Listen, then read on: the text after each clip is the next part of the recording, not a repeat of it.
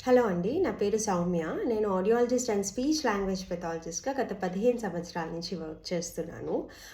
చాలామంది hearing AIDS పెట్టుకోవడానికి ఇష్టపడరండి. అది పెద్ద సౌండ్ వస్తుందని, క్లారిటీ ఉండదని, ఇలాంటి ఇష్యూస్ చెప్తూ ఉంటారు. యూజువల్లీ దీనికి రెండే కారణాలుంటాయండి. మొదటి కారణం ప్రాపర్ హియరింగ్ ఎయిడ్ తీసుకోకపోవడం. యూజువల్లీ ఇది ఎలా అవుతుందంటే బంధువులు, రిలేటివ్స్ వాళ్ళు తీసుకున్న హియరింగ్ ఎయిడ్స్ లాంటివి కొన్ని రికమెండ్ చేస్తూ ఉంటారు. వీళ్ళు కూడా అదే బ్రాండ్ కావాలనో, లేకపోతే ఆ హియరింగ్ ఎయిడ్ బాగుందనో అది కొనుక్కుంటారు. కానీ వాళ్ళకి ఆ హియరింగ్ ఎయిడ్ సెట్ కాకపోవచ్చు. ఇలాంటి రీజన్ ఉంటుంది. లేకపోతే బయట స్టేట్స్‌లో ఉండేవాళ్ళు, వాళ్ళు తీసుకొని వచ్చి వీళ్ళకి పెడతారు. సో, దీనివల్ల ఏమవుతుందంటే వీళ్ళ హియరింగ్ లాస్ ఒక టైప్ ఆఫ్ హియరింగ్ లాస్ ఉంటే, వచ్చే హియరింగ్ ఎయిడ్ వేరే రకంగా ప్రోగ్రామ్ చేసి ఉంటుంది. కొన్ని programmable hearing AIDS, genuine hearing AIDS కూడా కాకపోవచ్చు. సో, ఇలాంటి వాటి వల్ల హియరింగ్ ఎయిడ్ ఇష్టపడరు.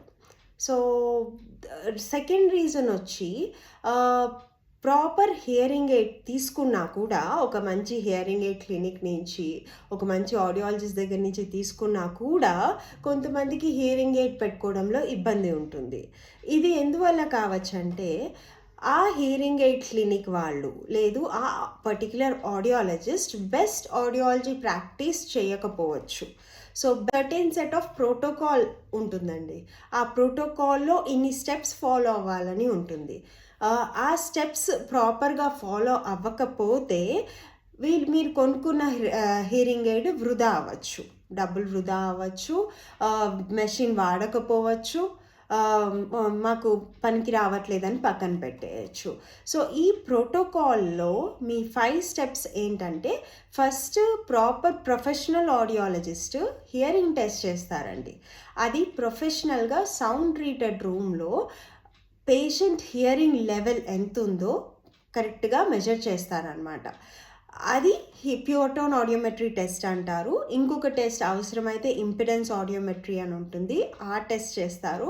ఇంకా అవసరమైతే స్పీచ్ ఆడియోమెట్రీ అని ఉంటుంది. స్పీచ్ ఆడియోమెట్రీ టెస్ట్ కూడా చేస్తారు. ఈ టెస్ట్ చేసి కరెక్ట్ డయాగ్నోసిస్ అయ్యాక హియరింగ్ ఎయిడ్ ఇస్తే మీకు బెనిఫిట్ ఉంటుంది. సెకండ్ స్టెప్ వచ్చి మీకు ఎలాంటి హియరింగ్ ఎయిడ్ కావాలో ఆడియాలజిస్ట్ ఫస్ట్ ఎనాలిసిస్ చేస్తారనమాట.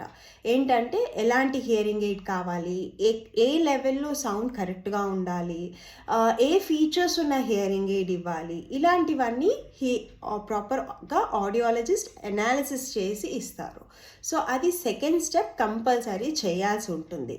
అండ్ థర్డ్ స్టెప్ వచ్చేసి ఇచ్చిన hearing aid, recommended hearing aid ప్రాపర్గా మీరు ఒకసారి పెట్టుకుని ట్రయల్ చూసి ఆ హియరింగ్ ఎయిడ్లో ఎలాంటి సౌండ్స్ క్లియర్గా ఉన్నాయి, ఎలాంటి సౌండ్స్ క్లియర్గా లేవు, మీ ఓన్ వాయిస్ క్వాలిటీ ఎలా ఉంది, అవన్నీ మీరు క్లినిక్లో ఎనాలిసిస్ చేయించుకోవాలి. వినాలి. హియరింగ్ ఎయిడ్ నుంచి సౌండ్ వచ్చేది మీరు ప్రాపర్గా అసెస్ చేయగలగాలి. సో, ఇది మీకు 1 సిట్టింగ్‌లో అవ్వచ్చు, 2, 3 సిట్టింగ్స్‌లో అవ్వచ్చు. కానీ ప్రాపర్‌గా హియరింగ్ ఎయిడ్ ఒక 2, 3 రకాలు వాడి, హియరింగ్ ఎయిడ్ ట్రయల్ అంటారు దాన్ని. ఆ హియరింగ్ ఎయిడ్ ట్రయల్‌లో 2, 3 రకాలు పెట్టుకుని ఆడియాలజిస్ట్ రికమెండ్ చేసిన హియరింగ్ ఎయిడ్స్‌లో ఏది సరైందో మీరు ఎంచుకోవాల్సి ఉంటుంది. ఆల్మోస్ట్ ఓవర్ 1000 హియరింగ్ ఎయిడ్స్ నేను ఇచ్చుంటాను.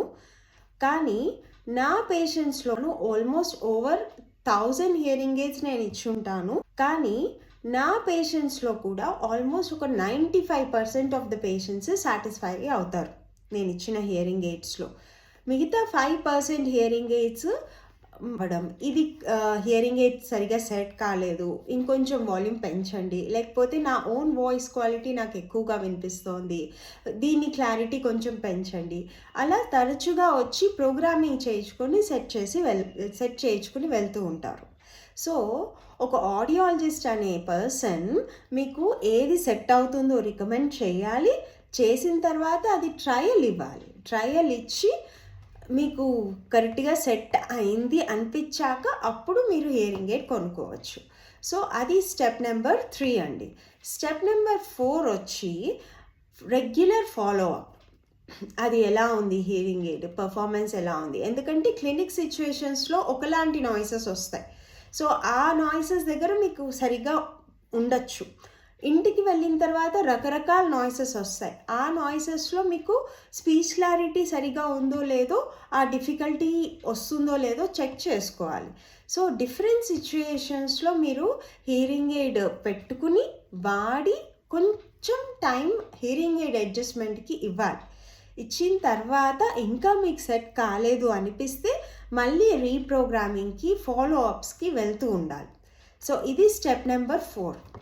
స్టెప్ నెంబర్ 5 వచ్చేసి మీకు హియరింగ్ ఎయిడ్ ఎలా వాడుకోవాలి? ఎంత సమయం పెట్టుకోవాలి? ఆన్, ఆఫ్ ఎలా చేయాలి? సెట్టింగ్స్ ఎలా చేంజ్ చేసుకోవచ్చు? ఇవాళ రేపు అడ్వాన్స్డ్ హియరింగ్ ఎయిడ్స్ వచ్చాయండి. మీకు యాప్ ద్వారా కూడా మీరు సెట్టింగ్స్ చేంజ్ చేసుకోవచ్చు. ఏ సిట్యుయేషన్‌లో ఎలా చేసుకోవచ్చో అది మీరు గానీ, మీతో వచ్చిన వాళ్ళకు కూడా అర్థం అయ్యేలా చెప్పి, అప్పుడు మీకు హియరింగ్ ఎయిడ్ హ్యాండ్ ఓవర్ చేయాలి. సో, ఇవన్నీ ప్రాసెస్ అవ్వడానికి అట్‌లీస్ట్ మీకు 2, 3 సిట్టింగ్స్ సరిపోతుందండి. 2, 3 సిట్టింగ్స్ సెట్ అవుతేనే మీకు ఆ హియరింగ్ ఎయిడ్ ప్రాపర్‌గా సెట్ అవుతుంది.